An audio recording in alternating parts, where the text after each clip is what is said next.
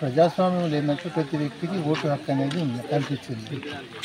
Vote హక్కు ద్వారా ఏంటంటే మనకు నచ్చిన వ్యక్తిని, మంచి వ్యక్తుల్ని, మనకి ఏదైనా మన ఊరికి మన ప్రాంతానికి సహాయం చేసి హెల్ప్ చేసేటోళ్ళని ఎన్నుకుంటారు జనరల్గా. ఆ విధంగా ప్రజలు స్వచ్ఛందంగా ఓట్లేసి గెలిపించుకోవాలి. వేరే మార్గాల్లో చేసుకోవడానికి కరెక్ట్ కాదు. దీని మీద చర్యలు ఎట్లా? దీని మీద మోడల్ కోడ్ ఆఫ్ కండక్ట్ కింద చర్యలు అనేవి జరుగుతాయి. ఇది ప్రజాస్వామ్య పద్ధతిలో కాకుండా వేరే పద్ధతులు వెళ్తే మటుకు దాని చట్టం ప్రకారం దాని మీద యాక్షన్ తీసుకుంటాం. నిలబడ్డాడు. ఇంతవరకు మేము పైసలు పెట్టి కొనుక్కోలేము. ఓట్లు అయితే ఎవరు కొనలేదు. సర్పంచ్లో కానీ ఇంతవరకు వేసినాం పలానాబా ఇంత సీరనో రైకనో ఇచ్చిండ్రు, వేసినాం.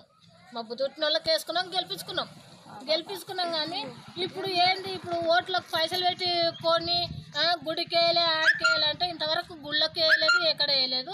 ఇంతవరకు పైసలతో అయితే కొనిలేరు, ఓట్లు కొనిలేరు చేసలేరు. పనులు చేయించిండ్రు చేయించిన కాబట్టి పనులు చేయించిండ్రు.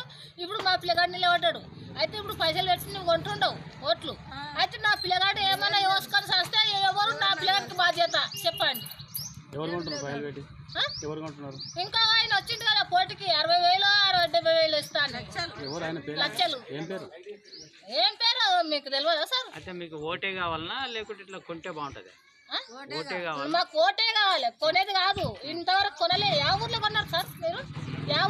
మీరు కూడా ఓట్లు వేస్తున్నారు కదా సార్? మీరు కూడా మొత్తం రాజ్యం ఓట్లు వేస్తున్నారు. ఏడైనా కొంటుంటారా? ఇట్లా ఓట్లు కొంటుంటారా? ఈ ఊర్లో కొంటున్నామంటున్నారా? ఈ ఊర్లో కొనుక్కుంటున్నారు.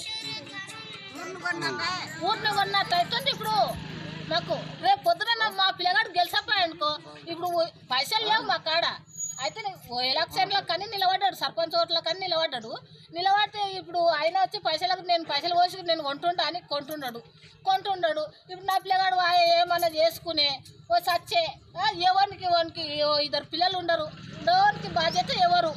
దాన్ని మొత్తం రాసిచ్చి పోండి. మాకు ప్రజలు స్వచ్ఛందంగా వాళ్ళ ఓటు హక్కును వినియోగించుకొని ప్రజాస్వామ్యయుతంగా పోవాలని పిన్నంచెర్ల గ్రామ ప్రజలను కోరుతున్నాం. ఇక్కడ పిన్నంచెర్లలో ఒక సమావేశం అవుతుందనేది మాకు సమాచారం వచ్చింది కాబట్టి ఇక్కడ వచ్చాము.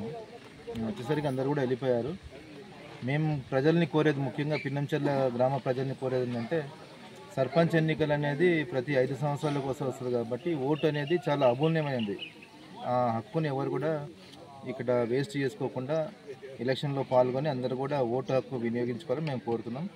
అందరూ కూడా వాళ్ళకు నచ్చిన అభ్యర్థిని, సర్పంచ్ అభ్యర్థిని, అలాగే వార్డు మెంబర్ అభ్యర్థిని కూడా ఓటు ద్వారా ఎన్నుకోవాలని మేము కోరుతున్నాం.